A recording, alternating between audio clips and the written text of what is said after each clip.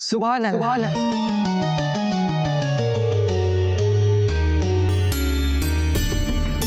सुभान अल्लाह मियां तानसेन, सुभान अल्लाह।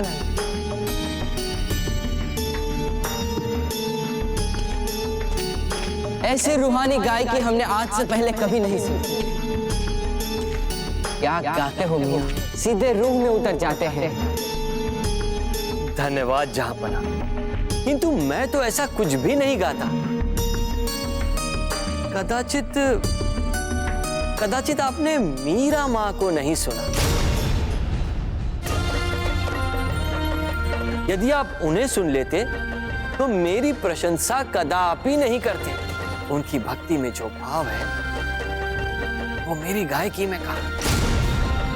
एक बार यदि आप उनके मुख से भजन सुन लेंगे ना, तो उनके चरणों में अपने सर झुका लेंगे।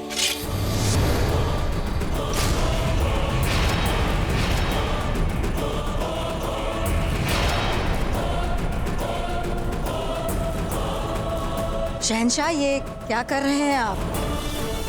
जलालुद्दीन किसी भी इंसान के कदमों में अपना सर नहीं झुकाता। मीरा माँ कोई आम इंसान नहीं है, वे एक रोशन रूह है। अच्छा, और अगर मीराबाई को सुनने के बाद भी हमारा सर उनके कदमों में खुद ब खुद न झुका तो हम आपका सर कलम कर देंगे।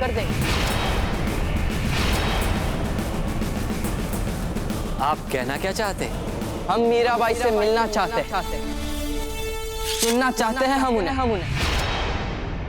क्या राणा जी आपके द्वारका जाकर मीरा भाभी को यहाँ लाने के लिए मान गए? हाँ रानी माँ, उन्होंने हमें इसके लिए अनुमति दे दी है। आप हमारे द्वारका जाने की तैयारियां आरंभ कीजिए। हाँ हाँ, हम अभी जाके सभी दासियों को निर्देश देकर आते हैं। हाँ। नहीं, हम राणा जी से पूछकर इस बात का सत्यापन करेंगे।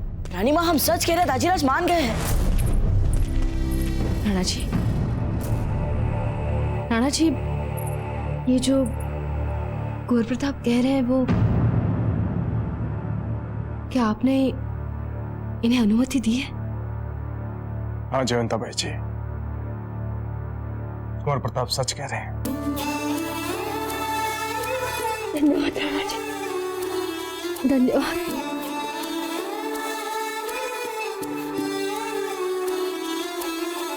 जयवंताबाई जी,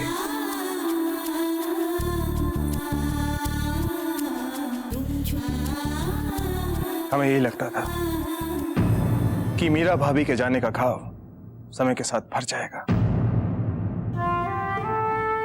किंतु कुंवर प्रताप ने हमें अनुभव करवा दिया कि बजाय ये घाव भरने के, ये घाव और गहरा हो गया। और ये घाव तभी भर सकता है जब मीरा भाभी हमें क्षमा कर मेवाड़ वापस लौटाएंगी। रानी माँ, अब तो हो गया आपका सत्यापन, परंतु रानी माँ, हमें वहां जाने से पहले मीरा माता के बारे में सब कुछ जानना है, और आप हमसे उनके बारे में कुछ मत छिपाइएगा। सब कुछ बता दें आपको मीरा माँ के बारे में, किंतु इसमें तो बहुत समय लग जाएगा, क्योंकि मीरा माँ की जीवन गाथा इतनी गहरी है, यदि कोई इसका सच्चा प्रारूप समझ लेगा तो जीवन का सही अर्थ ही उसके समझ में आ जाएगा। क्या जहांपना के पास है इतना समय? मियां तानसेन, हम वक्त के गुलाम नहीं हैं। वक्त हमारा गुलाम। द्वारका तक के सफर में तुम्हें हमारे साथ वक्त बिताने का बहुत मौका मिलेगा। उस दौरान तुम हमें तफसील से ये किस्सा सुना सकते हो। शहंशाह, कैसा खतरनाक फैसला लिया है आपने। सफर की तैयारियां मुकम्मल करने के बाद आप हमें मिलना। जो हुक्म जहांपना।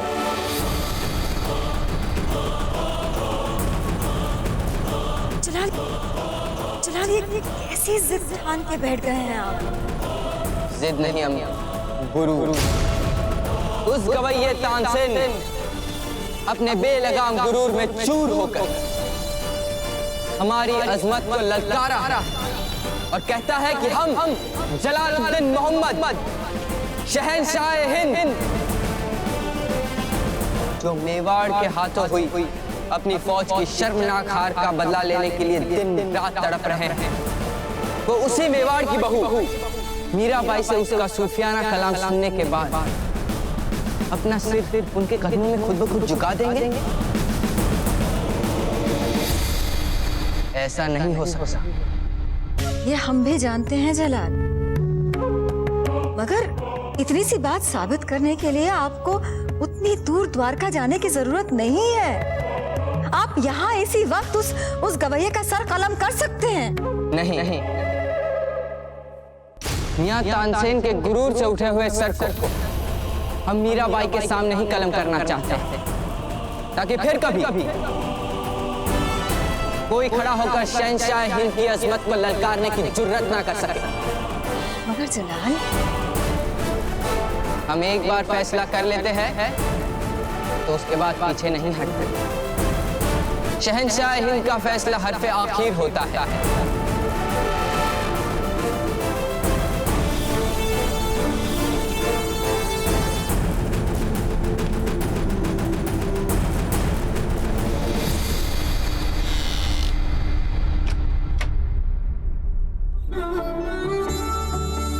रानी माँ, हम आपसे मीरा माता के बारे में जानना चाहते हैं। ये वस्त्र और ये आभूषण हमें उनके प्रति तो नहीं हो रहे।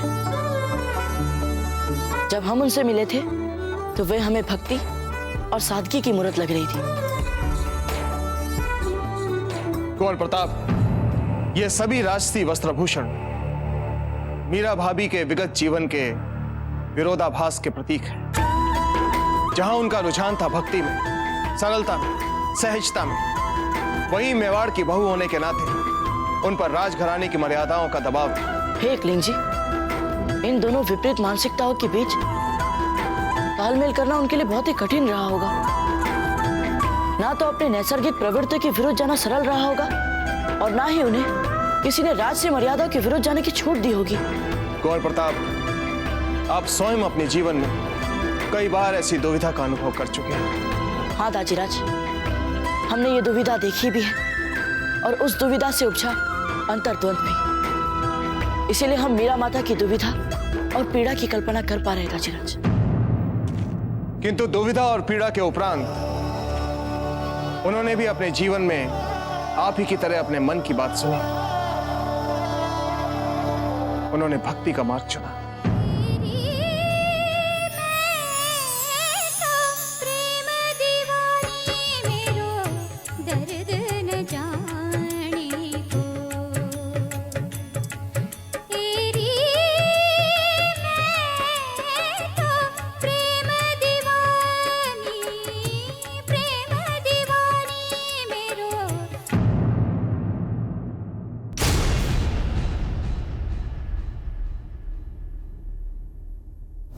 बड़ी ढीठ निकली आप तो।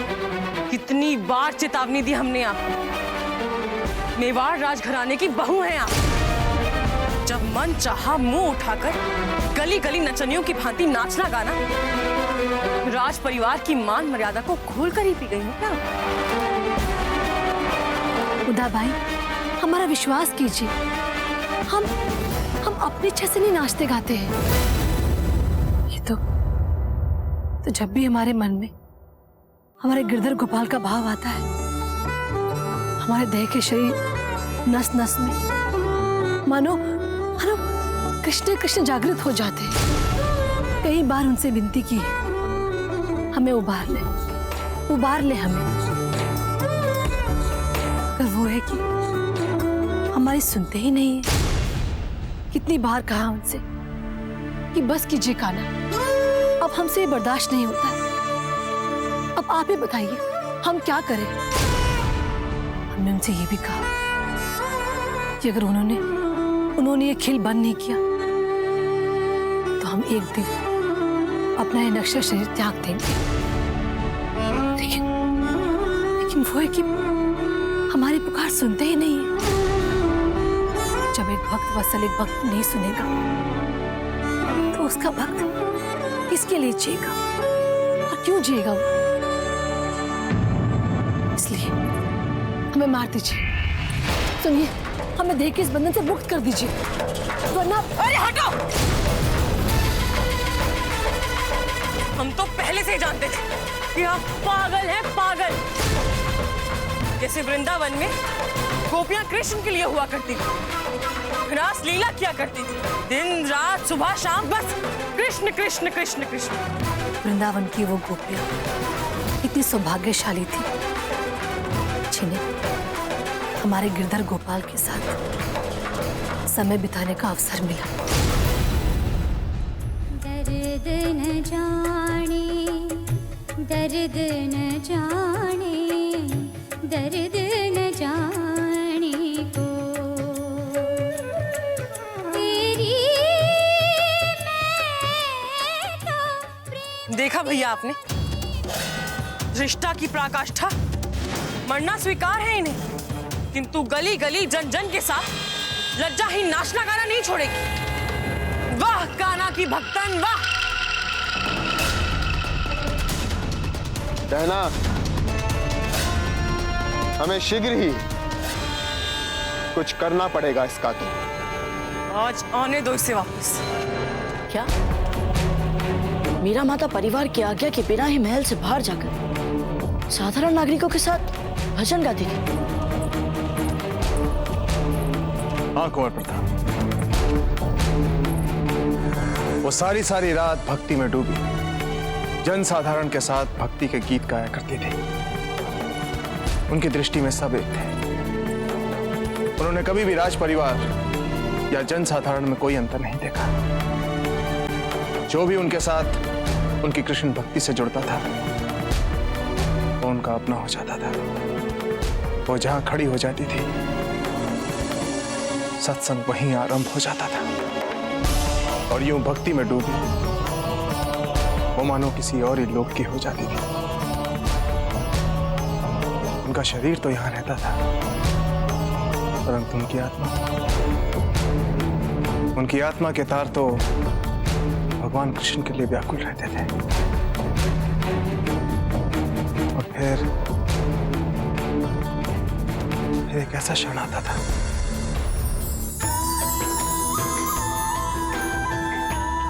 मीरा भाभी को भगवान साक्षात दर्शन देते थे।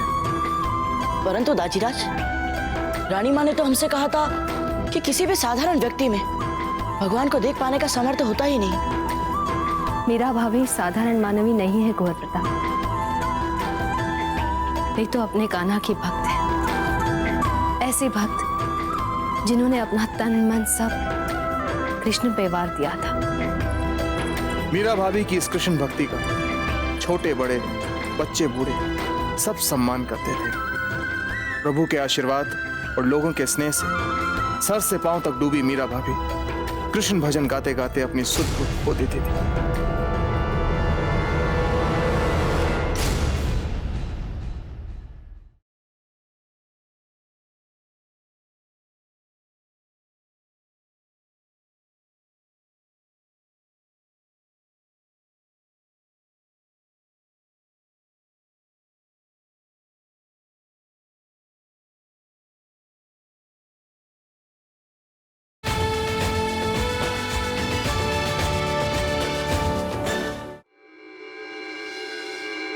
हमारा भी मन करता है दाजीराज, यदि उन बच्चों में हम भी एक होते कितना अच्छा होता। वैसे मीरा माँ घर कब वापस आती थी?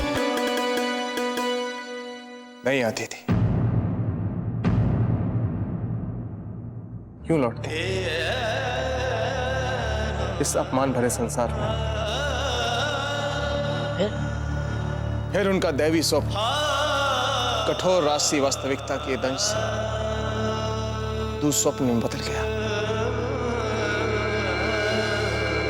राजघराने की बहू होकर भी राजघराने की मान मर्यादा को बार बार मिट्टी में मिलाने के लिए आप महलों में से सड़कों पर उतरती है ना?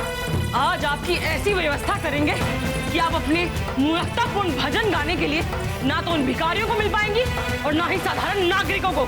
चलिए।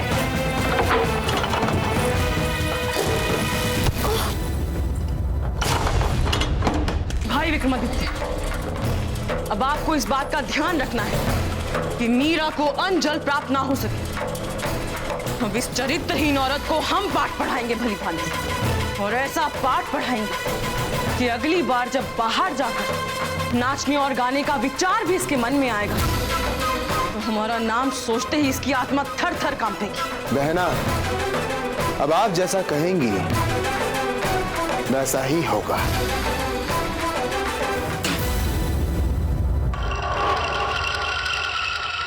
धोखा मारने के लिए बंद कर दिया कक्ष में, यहाँ इस राजमहल की 4 दीवारों में मीरा माँ को। किसी ने कुछ नहीं बोला, कोई कुछ नहीं कर पाया।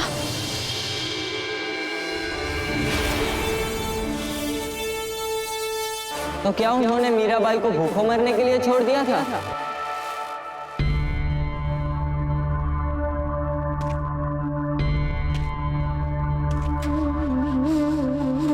गौर प्रताप, मीरा भाभी अकेली नहीं, उनका साथ देने के लिए महल में कोई और भी थी। क्या साथ देने वाली थी? कौन?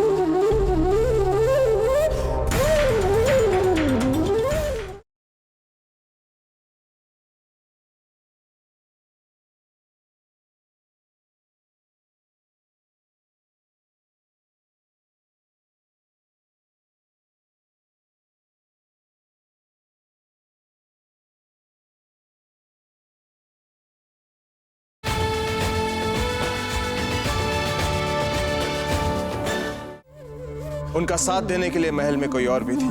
साथ देने वाली थी? कौन? आपकी दादी माँ, यानी हमारी रानी माँ, रानी कर्णावती।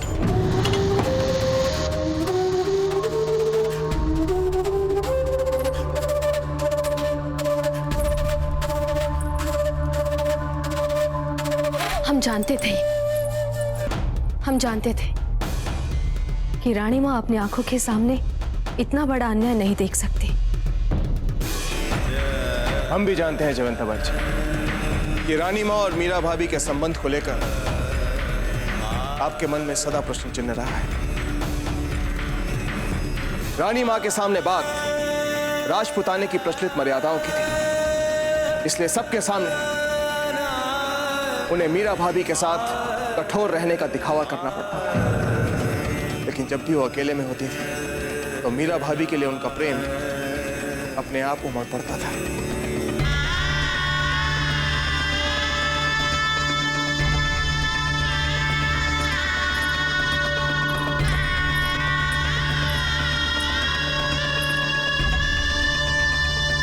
तुम जाओ।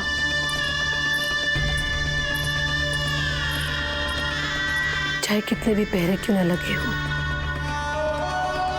आप हम तक पहुंचने का मार्ग ढूंढ ही लेती है। लेकिन आप जानती है ना कि आपको यहाँ आना नहीं चाहिए था। अगर उदाबाई को पता चल गया तो आपसे बहुत क्रोधित होंगी। किसी में इतना साहस नहीं जो हमें इस महल में कहीं भी आने जाने से रोक सके। ये बात तो है, क्योंकि आप हमारी रानी माँ हैं।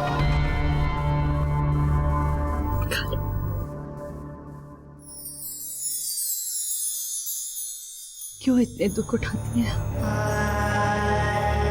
क्यों माँ दुर्गा की आराधना नहीं करती हैं? रानी माँ, पूजा चाहे किसी की भी हो,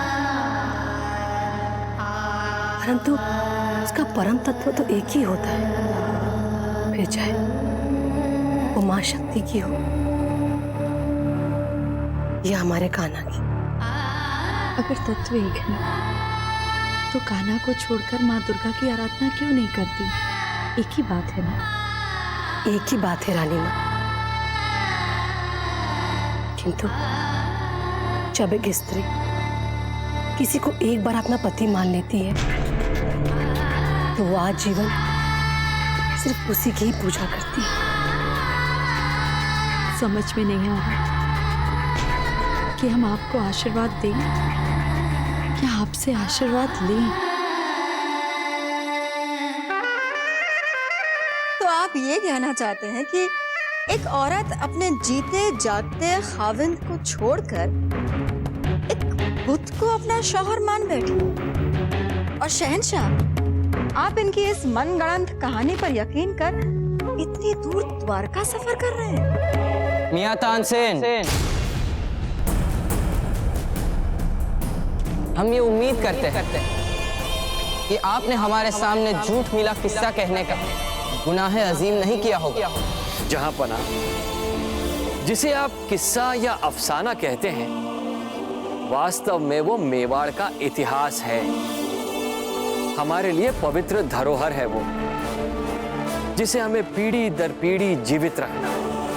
और सच तो ये है कि अटूट विश्वास, निश्चल प्रेम और संपूर्ण समर्पण के भाव से मात्र 7 साल की उम्र में कृष्ण जी की मूर्ति को साक्षात भगवान में रूपांतरित कर दिया था। 7 साल? हाँ कुंवर, 7 साल। ये सब जानने के बाद हमें तुरंत मीरा माँ से मिलने की इच्छा हो रही है। लगता है अब हमें फौरन मीराबाई से मिलकर मेवाड़ की अजमत को मिट्टी में मिलाना पड़ेगा।